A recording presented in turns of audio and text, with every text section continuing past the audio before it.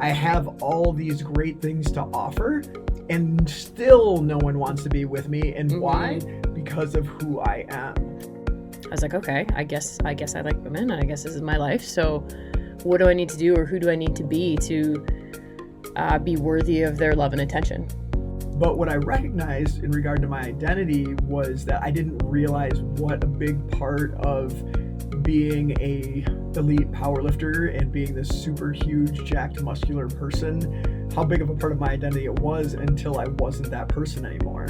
Losing that sense of self and then rebuilding it is knowing you can go through that and come out on the other side, which at the time you really don't know how you're going to. But luckily, like for me, I was just as scared of dying as I was of existing in that moment. So the only way out was to go forward, right? But in the scope of the universe, we're so insignificant. And when I realized that, it was crushing. Like like I literally sobbed uncontrollably for quite a while. Yeah, that'll happen. Yeah. That feeling like a meaninglessness to life after that was definitely a prominent feeling, but then it sort of turned into meaning, because it was like, okay, like, yeah, in the long term, do I mean anything? No, but right now, to me, I mean everything, and so I'm going to invest in myself. Stuff I was trying to fight because I thought it was going to destroy my life is actually which made my life more valuable.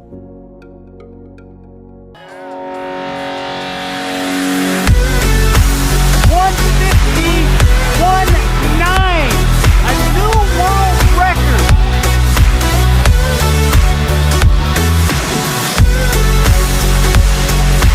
Want to go on the website?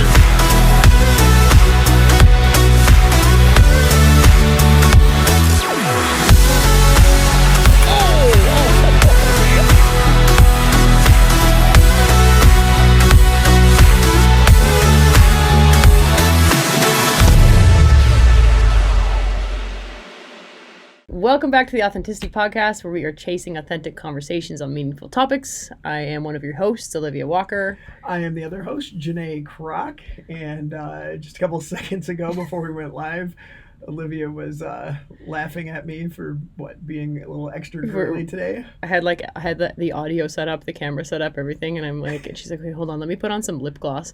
And then it was like a good, I'm like, okay, let me know when you're ready. It was like a good 30 seconds of slowly putting it on, and she's completely exaggerating, just rubbing it in, and then I'm like, oh my god. Anyways, do you want to get into what we're going to talk about today? Yeah, so today's episode is all about identity, and for this episode and the discussion we're going to have about it, we're defining that as who we see ourselves to be and how our behavior is molded by that.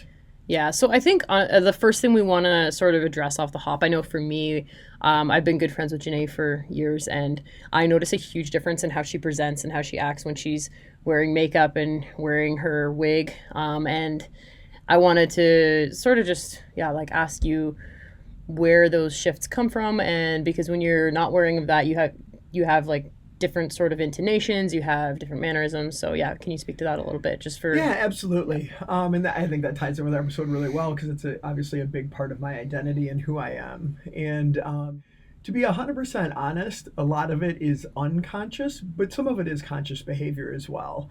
I think, like all of us, we modify our behavior to a small degree, right, depending on what the environment we're in, how we wish to be perceived. I think there's a big difference for anyone, between when you're hanging out with a bunch of your close friends, maybe your family, how you behave in a work or professional environment and stuff like that. Well, the same is, I think, can be said for me, depending on my presentation. When I'm more dolled up and presenting more feminine, it's very natural for me.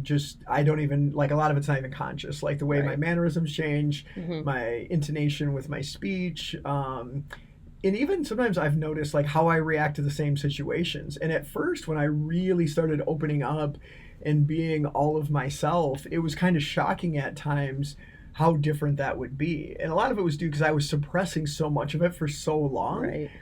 But there were times even, and I'll tell a funny story real quick, but there were times when I was still 100% in the closet, and And I was known for people who don't know me and are new to the podcast, I was known as being this like very, very masculine person who, and everything about me was masculine. My interests, my presentation, the way I carried myself. And but I remember a time, and this was like towards the peak of my powerlifting career before I was out, and I'm like 260, 270 pounds at the time, and I was working as a pharmacist. And sometimes it was just like I would just feel more feminine, or I guess it was a lot of it was becoming more and more difficult to fully suppress, and it would really come out at times, and I wasn't even aware of it. There was a particular weekend when I was working in retail, and it was just me and one technician all weekend, and I had no idea I was behaving any differently than normal, and but I think I just felt it really strongly that weekend, and had no idea that was kind of breaking through this facade, right? Like hiding behind being this super masculine person all the time. And don't get me wrong, there are aspects of my personality that would be considered very masculine. I all the personality tests and gender identity exams and all the stuff I've taken over the years trying to figure myself out, I've always scored the same way, that my personality, not my identity, but my personality has very masculine aspects and very feminine aspects, even though my core identity has always been female. But getting back to the story, so anyway, so I worked this entire weekend with this one technician. She was a younger girl, like college student. And so we worked together the entire weekend, and I worked again with her on Monday. And on Monday, when she first came in, she was just kind of giggling, and she's like, "You were so funny this weekend." And I'm like, and I was completely confused. I had no idea what she was talking about. And I'm like, "What do you mean?" And she's like, "I don't know." She's like, "You were just being so girly all weekend." Oh, really? And it was like my heart caught in my throat, right? Because then I felt like totally exposed and like, oh my God, what did I do? What do you mean? Like, how did you know that? But it was just that part of my personality. It just kind of slipped through, and I had no idea I was behaving that way. And I think it was a combination of just things I said and did, but she 100% picked up on it. But at the same time, she had no inclination that I was trans or was anything more than that. She just thought it was really funny for this, supposedly super jacked, like masculine guy to be behaving in such a feminine way. Right. So would you say maybe that it's not like how you look that necessarily influences how you act, but how you're feeling inside that influences how you dress, and then you sort of behave accordingly? I would say it's a combination of both. Okay. It's definitely just, who I am, a large part of who I am, but at the same time, I'm also, like all of us, even if it's at a subconscious level, you're conscious of how you're being perceived, your behavior and things like that. So when I'm presenting more feminine, and I want to be perceived that way, and that feels really good and very validating. Yeah. So I'm sure there are small things I'm doing to reinforce that, right? I'm conscious of how someone's viewing me, and I want them to see me as feminine. And so I'm probably I'm more conscious, and even though I'm still very uncomfortable with my voice and wish it sounded much more feminine, I'm making small conscious efforts to try to sound that way, and things like that. But then when I'm presenting more masculine, which these days just means if I don't have, for those who don't know and are new to the show, I shave my head. My hair unfortunately has thinned, and it's thinned too much for me to grow out on its own. Otherwise I would love to be able to do that. So I wear wigs, and but I don't always, because it's just not conducive to my lifestyle. I do jujitsu. A lot of my life revolves around training and working out. I love the water, and wigs just aren't conducive to those activities. So I don't wear one every day. And then often, I always pretty much these days, I'm at least wearing light makeup, like mascara and, maybe a little lip gloss, whatever makes me feel comfortable. But when I'm presenting more feminine, I'm typically wearing more makeup, foundation and eyeshadow and stuff that I don't typically wear without. But yeah, so I'm conscious of how I'm being perceived, and especially if I feel like I'm being read as male, then I feel like it feels more comfortable for me to downplay my femininity. And maybe that's because for so many years I lived that way, right? And Yeah, or felt shame around. Yeah, I felt a lot yeah. of shame around being trans and being more feminine. So I purposely downplayed a lot of that. So it's easy for me to kind of slip back into that. Okay. And like I said, don't get me wrong, parts of those, those aspects of that of my personality are very masculine. But so yeah, to answer your question, it's both, I think, conscious and unconscious. And but yeah, sometimes for people who don't know me very well, it can be kind of jarring, right? Because there is a noticeable difference, and some of it it just varies from day to day, and what, like, I think certain situations pull certain aspects of my personality out of me. Yeah. If I'm shopping for clothes or I'm in a makeup store, that's not going to bring out the most masculine aspects of my personality. Sure. Right. Whereas if I'm in the middle of a jiu-jitsu tournament about to compete, even though, like, I would really say that has nothing to do with being a masculine person. I think a lot of society does, but those aspects of my personality that people would see as masculine would definitely are more apparent when I'm doing things like that. And it also affected by who I'm having a conversation with, what that conversation's about. So it's a combination of conscious and subconscious. For sure. Okay, cool. Yeah, thanks for answering that. I just wanted to ask because I think, the whole point of our show is authenticity, and I wanted to make sure we explained so it didn't come across as unauthentic if they saw one version of you and not this version, and they're like, oh, what happened? So cool. I'm glad we answered that. So the first question I have other than that for you is, when did you become conscious of how identity played a role in your life, and what did that look like for you? Yeah, so the first time I really became conscious of it was my first real attempt at transition. Which would take us back to like 2015. At that point in my life, I had already been strongly considering and like making very small attempts at transition all the way back to like, I think 2007 was what I would say was my first time. Like, I was like, okay, I need to transition and this is when it's going to start. But then at that point, I was at the peak of my powerlifting career. I was really close to breaking the all-time world record. I had won one world championship and was, wanted more. And I at that time, I was like, okay, I'm not completely ready to be done with powerlifting yet.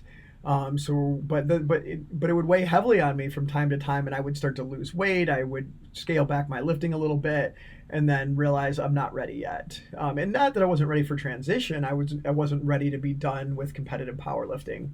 And then later after that, bodybuilding as well. But so 2015 was like my first real attempt when I first started estrogen for the very first time. And I lost 72 pounds. I went from weighing 272 all the way down to 200 in 4.5 months, which was a big mistake, dropping the weight that fast. That's crazy, yeah. Yeah, I treated it like a contest, and what I was doing was not sustainable. So that was a big mistake, and then something I definitely approach differently in the future. But what I recognized in regard to my identity was that I didn't realize what a big part of being a elite powerlifter and being this super huge, jacked, muscular person, how big of a part of my identity it was until I wasn't that person anymore. And I was still a muscular 200 pounds. So it wasn't like I, was super skinny, but I wasn't this person that stood out everywhere I went anymore.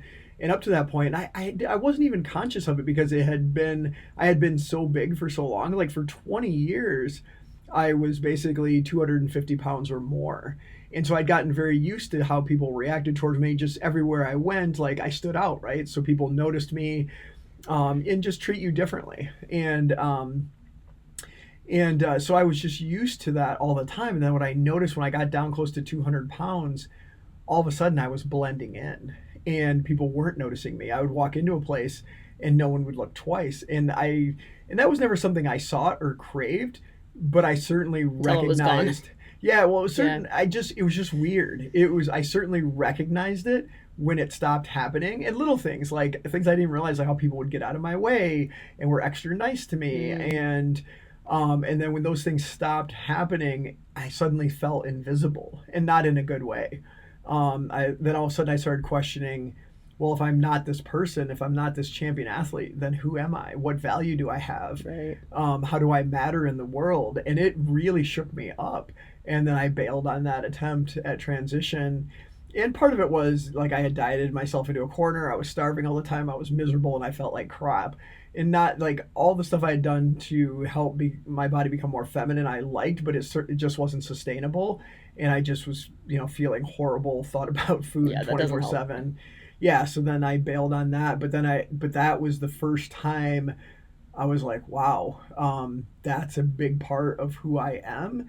And I'm not sure I'm ready to give that up yet. And then honestly, the next decade was a struggle to let go of that part of my identity. Interesting. Yeah. What about you? Like, when did you first really become aware of like, who you are as a person, or altering that identity to affect like how people treated you or how they saw you? Yeah, so for me, I think I realized it pretty young in high school, and that was when I realized I was attracted to women, and I also realized that women weren't attracted to me. And I was like, and again, straight women, which was all that was really in my high school. I think there was like 2 girls that were out and in the whole school. But yeah, I realized that I was like, okay, I guess I like women, and I guess this is my life. So what do I need to do, or who do I need to be worthy of their love and attention? So I think that was where it started, and that sort of led me down a path of, I was like, okay, like, so they're going to want someone that's strong. So I'm going to start like working out more. And I was already doing martial arts at the time. I'm like, they're going to want someone that can protect them. They're going to want somebody that makes money. They're going to want somebody that can provide for them. And so like, how do I gain these skills or assets, or, take on these personality traits that will make me a valuable partner for a woman? So then your personality or your identity became all about trying to be this person to be desired by the people that you desired. Yeah, kind of. And it's not to say that those things aren't a part of who I am, because they are, and I'm really happy that I have a lot of those things as skills and parts of me, because they're very useful and practical. But also, yeah, the main desire initially was to be worth something, which, ultimately, like, didn't work, because so straight women still want to date women for the most part, straight will still want to date men for the most part. So it's like, even these, I started doing all these things, no matter and like what you do, it wasn't about who you were, like what you could offer these people. It was just you weren't the type of person they were looking for. It wasn't that I wasn't offering them enough things. They just wanted a guy, and that's like, so I think, but that's and it's still something that I struggle with. Like, it's still part of my identity that I can get caught up in, for sure, because I think that just doing that as a younger person, I think it, and having it reinforced that you have all these qualities that the men have, and they're still not choosing you. I think that's a it just reinforces this sort of not enoughness. And for some reason, like, I think when you do get caught in it, you just think, okay, well, maybe I just need to do more and more, and then eventually it's gonna work, and it's actually that's just not the case. No, I can actually very much relate to that in a slightly different way. Like, talking about like how you felt like you had to be able to do these certain things or achieve these certain things in order to feel desired and feel valued by the people that you desired. And for me, like, so I was always more attracted to women. And to be 100% honest, it's a little blurry, and I find these days as I go further through transition and my body changes more, I think maybe my sense of self is also still evolving. And so my attractions have changed to some degree. I still find a lot of women very attractive, but now I'm starting to find some men attractive, and then people who I find, I'm also realizing that people who blur those lines, like androgynous people, I'm also starting to find a lot more attractive. And but like, going back to like how you when you weren't getting the reactions you wanted, you're like, well, I got to do more, and that actually leads to more negative feelings, right? And then, pretty much. Yeah. So for me, when I was, I had accomplished all these things, right? Like, so for those that aren't familiar, I was a world champion powerlifter. In the Marine Corps, I had been selected for presidential security duty. I was a licensed pharmacist, and I had experienced what a lot of people would define as a lot of success in my life, right? But I was still having a lot of trouble in relationships. I I've been married twice, and both of those didn't work, essentially because of me being trans. And marrying a straight girl for a trans woman doesn't really typically work out real well. But the problem was the outward signals I was sending, like presenting as this super masculine male. I was attracting the people who were least likely to actually be into who I really was. And but so that made me feel, the thing is that the fact that I had accomplished all these things and was still having so much trouble finding someone that really wanted to be with me made me feel even more worthless, right? It's like I have all these great things to offer and still no one wants to be with me. And why? Because of who I am. At least that's what you tell yourself, yeah, right? That was the story I was telling myself, and that's how I saw it. So ironically, the more I accomplished and still having the same issues made me feel even worse. And so I can totally relate to what you were saying from that aspect. Yeah, exactly. Yeah, I noticed the exact same thing. It's like, oh, like this guy that they're dating doesn't have half of the things that I have, and they're still choosing him, So why? Yeah. So why? It's like, I guess, but yeah, and it's not really about who we are, but it's like, it's hard not to internalize that. Yeah, and I think it's interesting too, like identity. I mean, it can. I mean, we all have an identity in who we see ourselves to be, whether we're conscious of it or not. And I think in some ways it can really be a help to us, but in other ways it can be a hindrance, right? Especially when that identity is really fixed and maybe not completely accurate, or it's only part of who we are. And like for me, a big part of my identity still to this day, and probably for my entire life, is that of an athlete. And especially a high level or successful athlete. And that was from day one. Sports and competition was something I was always drawn to. And that's early on in my life, it was a big help because that's where I found my value and my self-worth.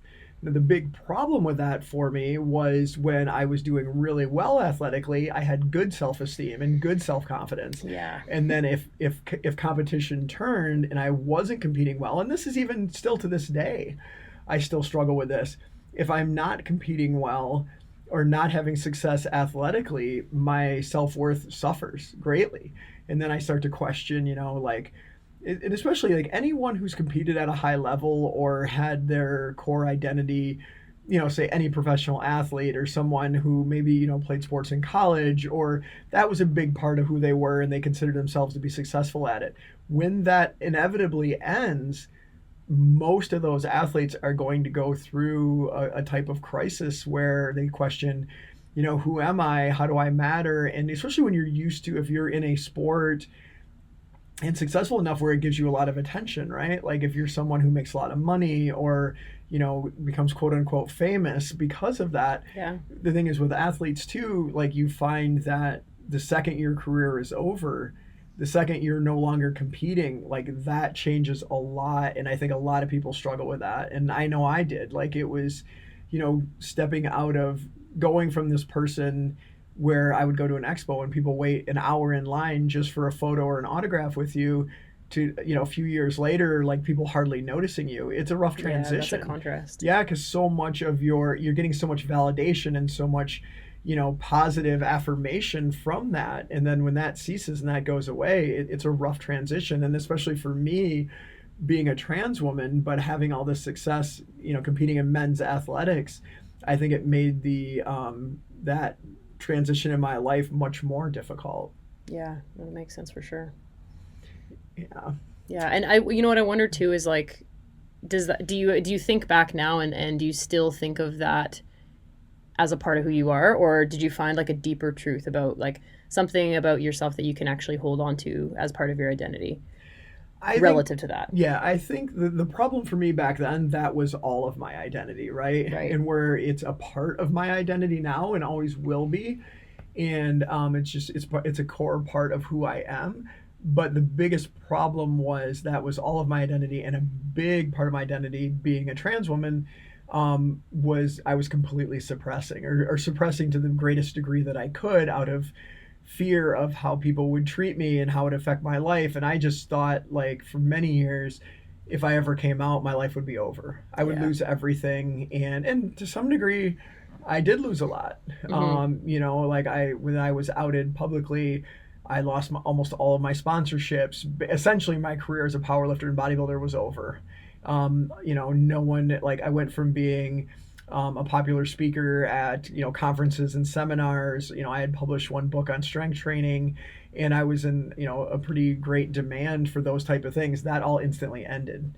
You know, partially my choice, but competing was over. And but yeah, it ended my popularity in that world, and that was a big transition in life.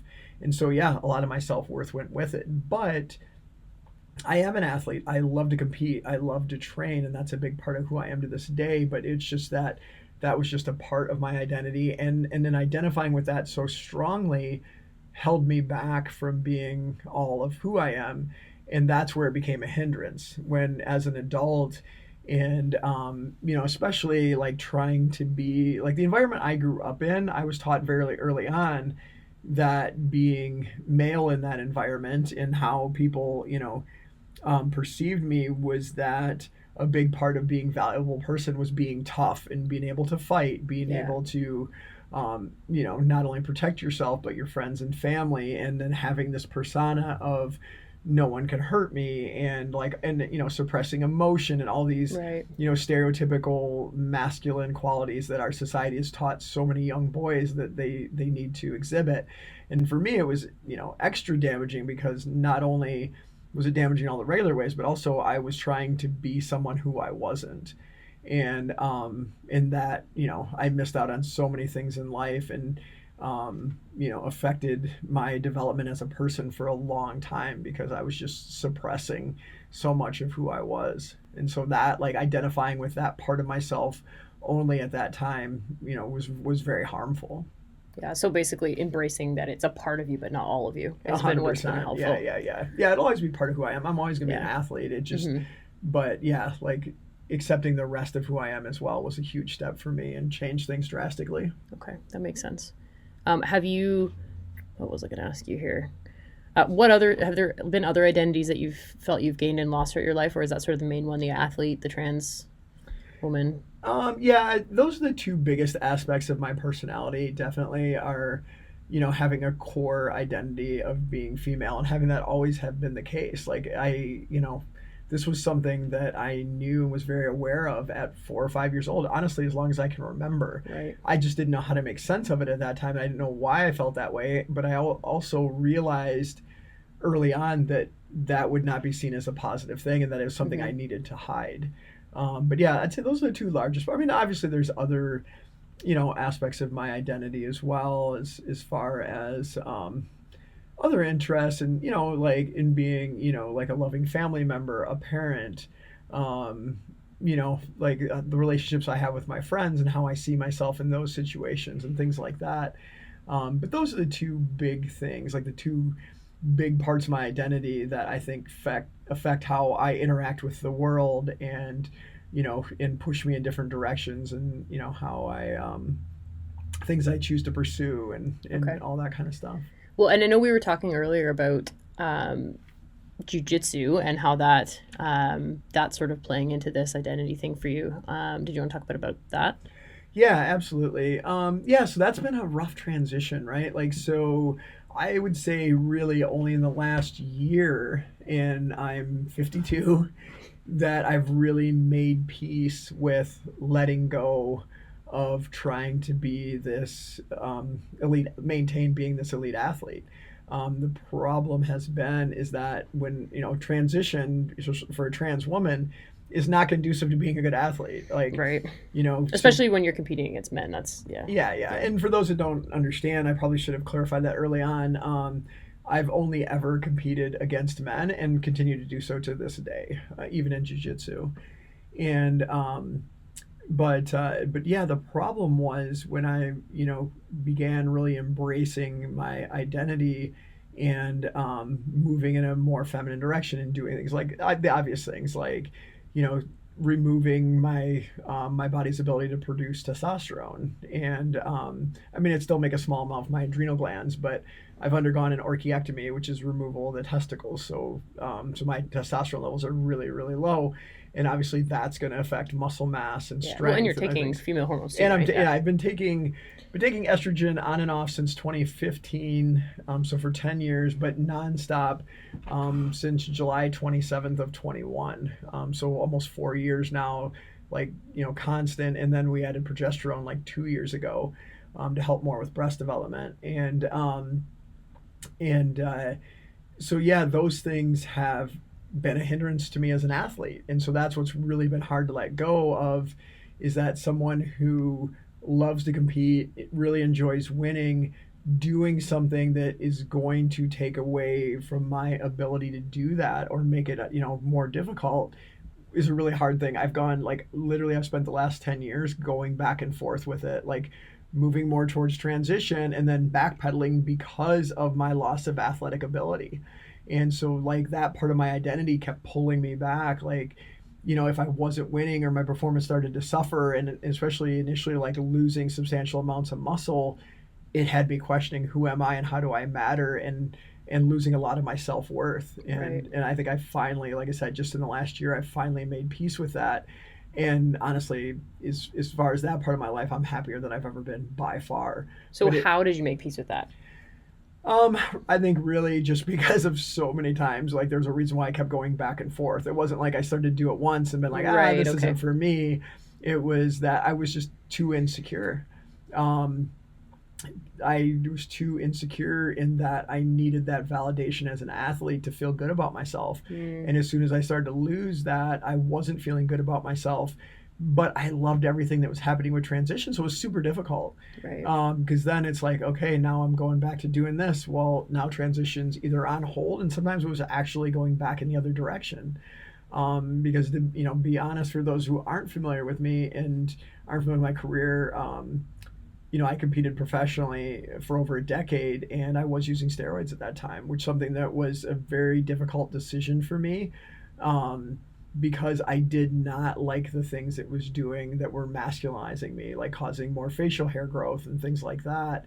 And so I had very mixed feelings about it, but, I was competing at the top of the world. And, that was part of what it required to be at that level for me. And just to be clear too, I was competing in non-tested organizations and things like that. Like, I was not going against the rules of the athletic committees. But yeah, that was something that was very difficult. So every time I do that, like, not only was I not actively transitioning, I was moving in the opposite direction. Right. And so that, there was a lot of turmoil, a lot of struggle, but that just shows, like, how tied I was to my identity as an athlete and how difficult it was for me to accept that in order for me to be myself and be comfortable in my own skin, I'm going to have to accept that my athletic performance is going to decrease, and that's part of it. And I like I said, I think I finally made peace with that about a year ago. I think I finally realized, like, I'm okay with letting go of this and accepting that my performance is going to suffer.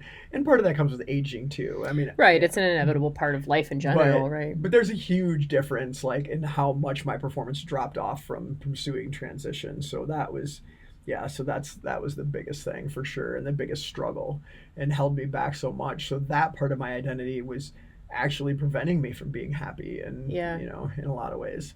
So did you find self-worth in other things then now, or did you find something to replace that? Yeah, to be honest, and I was actually just mentioned this to you right before we went on air, was that I've never felt so good or so happy about my appearance and my body. Even, don't get me wrong, like, I was always drawn to strength training, and I loved being big and strong, and I took pride in the body that I built, but I never felt completely comfortable in it. Like, there were so many things about my body that felt completely wrong, but it was something I enjoyed doing. And like I said, I'm naturally competitive. I love being an athlete. I loved competing.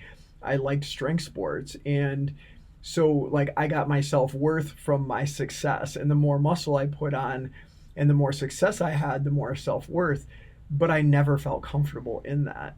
Right. And the further I went away from a feminine ideal, the more uncomfortable it made me. I mean, to show what a big part of, being a trans woman, my identity is, I will never forget the first time that I became proficient enough with makeup and purchased a wig good enough to actually look in the mirror and see a person that looked female to me, that it was a huge moment. I broke down in tears crying. Like, I looked in the mirror and like it was honestly like seeing myself for the first time in my entire life. And this was in my 30s. And it was just like a huge moment, like I said, that I'll never forget. It was so significant and it was just like all these feelings I knew I had. It just, instantly validated all of that. Like, this is absolutely who I am and this is the path I need to pursue. But it was super scary, right? Yeah. And still took me a lot of years before I made peace with that. I think it's actually kind of cool to have such self-assurance about who you are, though, Absolutely. I don't think a lot of people do. No, I think we all struggle with that, right? Like, I think there's a part of us that, we're comfortable with in private, and there's another part of us that we're comfortable sharing with the world. And because of our own insecurities and so many other reasons, we hide. I think everyone hides at least part of who we are from those around us for fear of rejection, for fear of, not being accepted or not being valued. And for me, obviously, it's much more obvious things, but I think everyone does it to some degree. And so I think that's where identity, like being true to your identity and being authentic, for me has been, probably the most significant thing in my life. And it hasn't been easy, and it's still challenging. There's still days where it's hard, when I'm not being, perceived the way I would like to be, or, things like this. Like, I walk into jiu-jitsu practice looking like this, and then I take off my hair and, change into my rash guard and stuff. And then how people perceive me, changes. And that doesn't always feel good. Yeah, that's hard. And, so there's still things that I struggle with. But like I said, I've never felt so comfortable in my own skin. And it's not a little difference, it's a big difference. And there's still like a little bit more. I think I'm getting really close to me, like for my ideal body or shell or whatever you want to refer to this as, like for that to finally match what's always been in my brain. Right. Like I said, don't get me wrong, I love strength training. I've never wanted to be like super skinny or anything like that. Like, I've always thought like muscular women were not only very attractive, but like that's who I saw myself as. Just not to the same degree anywhere near like when I was competing. Like, I don't want to be 275 pounds. Yeah. But yeah, like I for me, I think like I'm really close. Like, maybe I'd like to drop another 10 pounds or so. And then I think like now my body is finally matching how I've always felt on the inside. And that, along with the changes from the hormones, obviously breast development and body fat redistribution, other changes. But yeah, so finally the outside's matching the inside, and it's difficult for me to put in words how significant that is with my peace and happiness on the inside. Like, yeah, well, it's that's really just huge. I guess living in alignment with like who you are, which is what we're really all trying to do. And really, when you think about like all of us as individuals, obviously trans people, it's more obvious, but we all do those things sort of to strive towards looking the way that we feel, Right. It's like, why do I have tattoos? Because I like them, I think they look cool, but what significance do they have? Like, there's a lot of different things we all do. And Right. I think it's just trans people get a lot more attention for those physical changes and stuff, but everybody.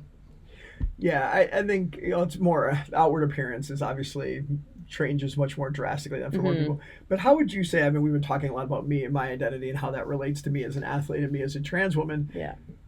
But how would you say, so we've talked about how this affected you early on, like in your teenage years when you first became aware of your sexuality and you changed your identity, or how you wanted people to perceive you. Right. How has that evolved for you, and where would you say you're at now with all of that?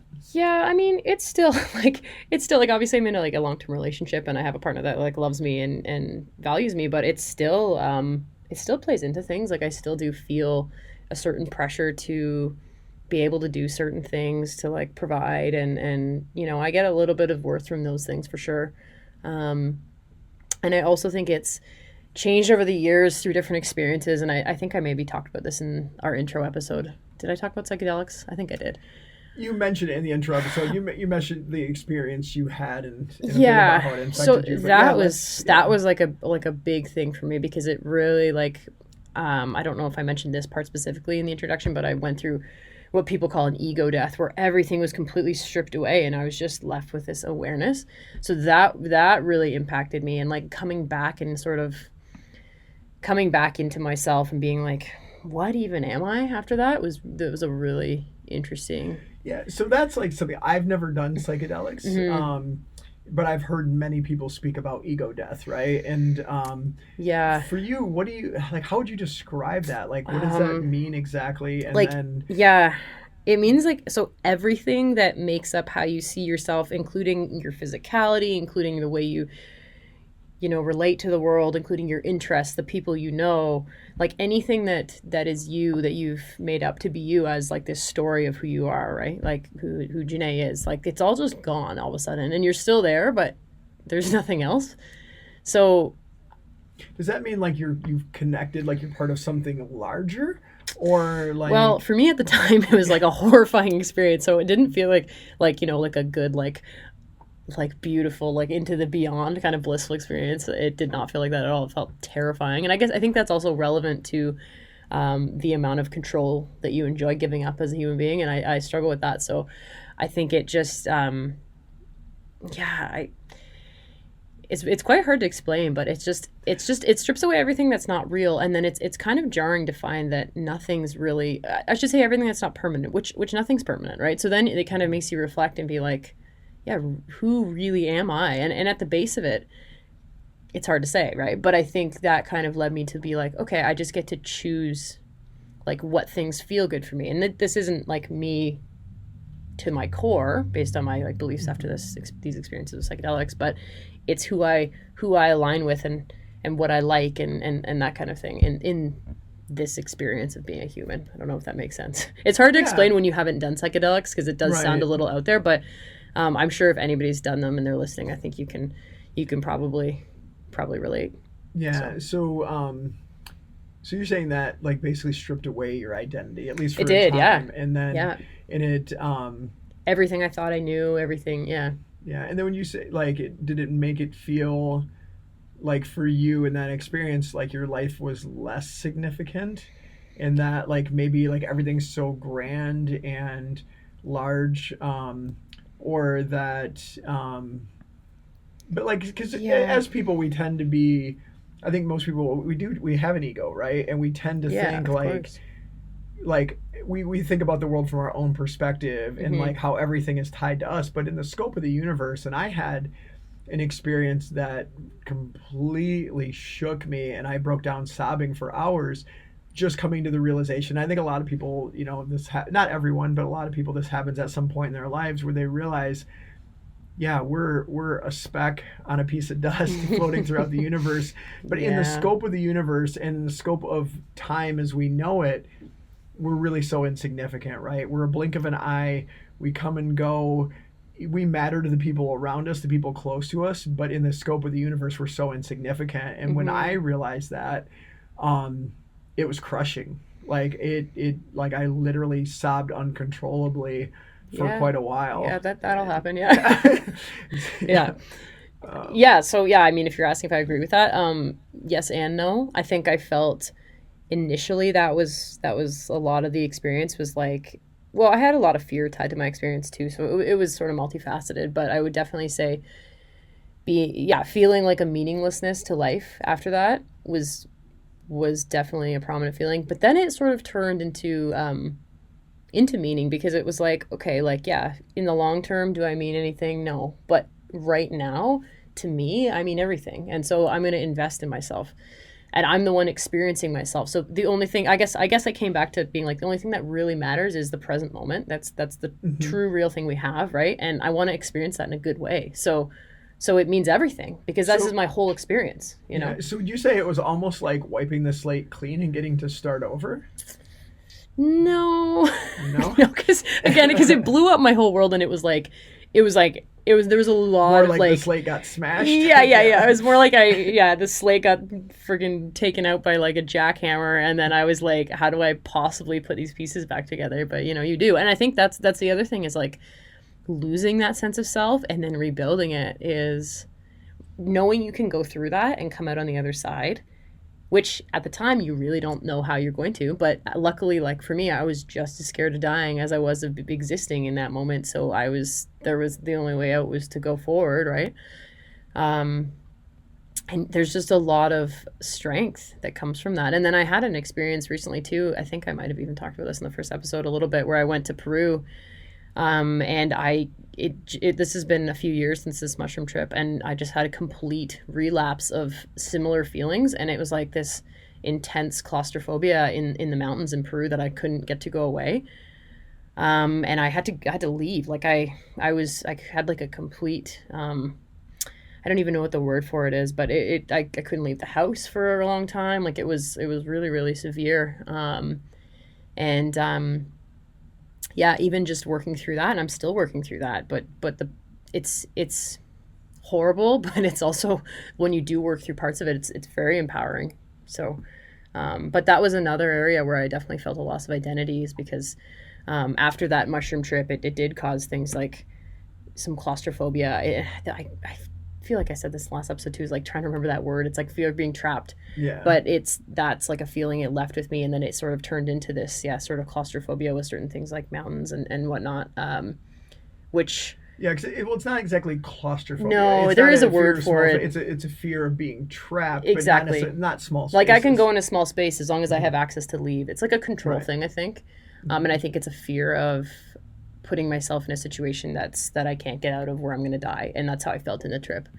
And I did that to myself. So I think it's this sort of self-trust thing, as well as, other things. But the point of that was that there is an identity of feeling sort of weak mentally. And even though I don't believe that to be true, like I think it's strong mentally to come back from it. But this feeling of having to leave that trip and having my partner see me like that, having friends see me like that, feeling, anxiety, like leaving the house, like that really affects, like I had an identity of being like, I'm a firefighter, like I'm somebody that helps others in situations, I'm somebody that's strong, I'm physically capable, all these things. So to feel that way that's been my kind of recent struggle with identity.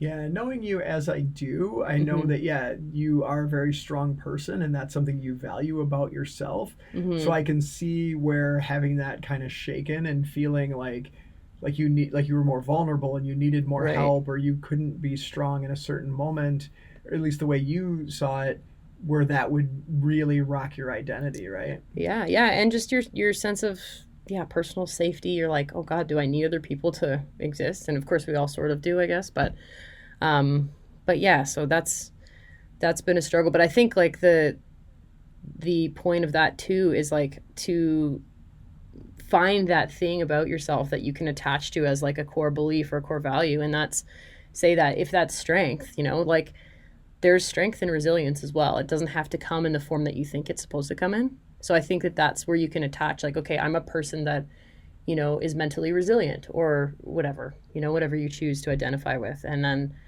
that's what you can use as a basis, instead of being, specific to having to be strong in certain situations, or having to be physically strong, or having to be, like for so many people, their identity is tied to like maybe their career, or like how other people close to them see themselves. And like, are you a powerlifter? You're physically strong, and then it's like, but what happens if you get an injury and you can't compete? Does that mean you're not a strong person anymore? No, you could be strong because you're going to work through that injury, or say you lost the ability to walk. Now you're mentally strong because you have to be able to push through that. And, so I think you can identify with like a deeper truth of your strength instead of just a singular truth. I think that's a really good point, that probably so many of us tend to identify with aspects that are maybe somewhat superficial, right? And exactly. Then, it's what we can do, or how we perform, or how we think others may value us, when really it's much more valuable to have an identity that is much like more about who we are as a person,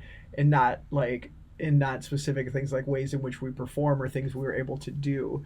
Like I know so many, I know you do too. We know a lot of people who have what people would consider very successful careers, and that's where all their self-worth comes from. Like, I have a job that makes a lot of money, or I have a job where I'm a CEO or I'm high up, but these people are miserable, but they feel trapped in these situations because all of their self-worth and all of their value is tied up into who they are as a professional, or who their job is, who their career is. And for some people that's not necessarily a bad thing. If you're passionate about what you do and you do it because you love it and that is who you are. Like, say someone, like I'm thinking of like a veterinarian or a doctor or someone who, a huge thing for them is helping animals or helping people. And that's what it is about that career that is, that they identify with. Whereas like when you get like where it's all about, especially material things, or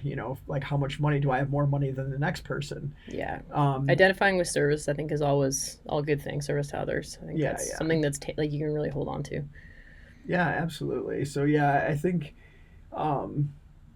that's like identity. I think it's one of those things, right, that can be a boon to us but then also be a great hindrance. And I think we all go through life and our identity shifts and changes. And some of the hardest things are accepting that change and recognizing when the change is good and maybe when it's not. And I know for me that, like I said, I struggled for decades to really embrace who I am at my core. And now that I finally have, or at least I think I have. I think it's ever evolving, but exactly. There's always, but like for me, I think the biggest hurdle, I finally made it over. And like I said, like before we're even talking, like I just mentioned, like I've never felt this good about who I am, even though I'm not like my best athletic days are behind me. And but I've just found peace in a lot of ways that maybe I thought I never would, and found it maybe where I didn't think I would. It was in places like the stuff I was trying to fight because I thought it was going to destroy my life is actually which made my life more valuable. It's funny how that works, eh? Let's see. Was there anything else we really wanted to touch on related to identity and some of the experiences we've had? I don't know. I think we've pretty much covered it all. I think for, like I said, I think just to summarize for me, and then maybe you can summarize for yourself. But I've just finally I think I finally reached a point in my life where I'm embracing all of who I am, and that's not just an athlete, but as a person, as a trans woman, as a person who is valued, loved, and respected just for being who I am. And that comes, from both, I would say more internally, but in some ways externally when I'm being true to who I am. And that's been huge. And like I said, it's a constant process. We're ever evolving, and we're always learning. But for me, I'm at such a better place than I've ever been in my life, and hopefully that continues to improve. So what do you think about like where you're currently at? And I mean, again, I'm on a journey just like you. I'm kind of in the middle of it. I think it's I'm still sort of recovering from a lot of that stuff, but I am and I think a lot of that I had to sort of, sometimes like you go through things and it makes you regress in a lot of ways because you're trying to, like for me, I was like dealing with so much anxiety. I was spending a lot of time on my phone because I was needing that to distract myself to really get through it. And I think there's ways in which you're more in touch with who you are when you're in a good place, but you kind of go through hurdles, and then it's like what do they say, 2 steps forward, 1 step back kind of thing. So I'm still going through that journey. Had to take a step back in order to go forward again. Exactly, like you need to go through it. So I think I'm ever evolving like you. I think I'm multifaceted, and I'm learning to embrace all of those parts, and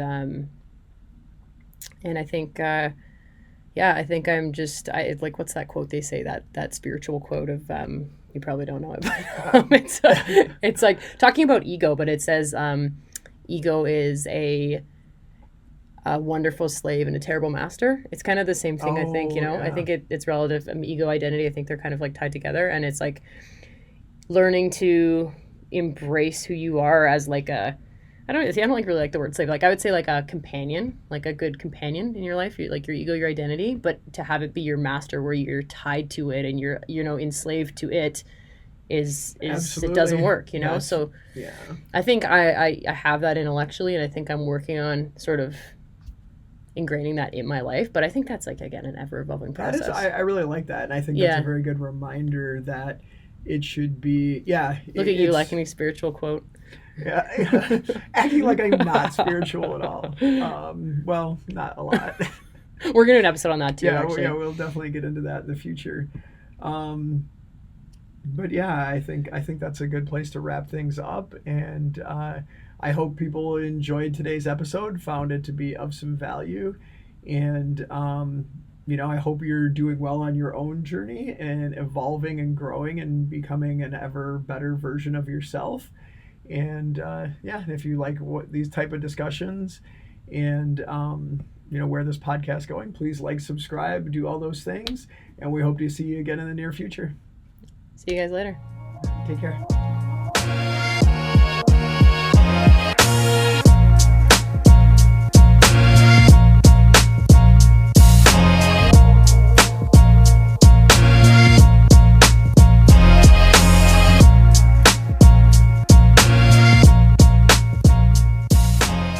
Hang on, I'll put a little lip gloss on. Okay.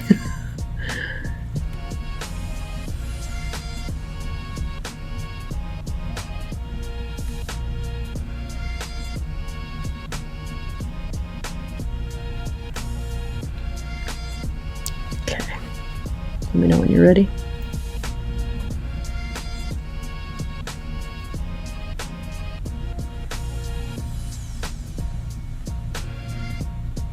Okay, go ahead. Okay. Oh. Hold on. Okay. Okay. Shit. Okay. We can laugh about it in a minute. You can talk about how you're just making fun of me off air for being super girly or something. Okay. All right.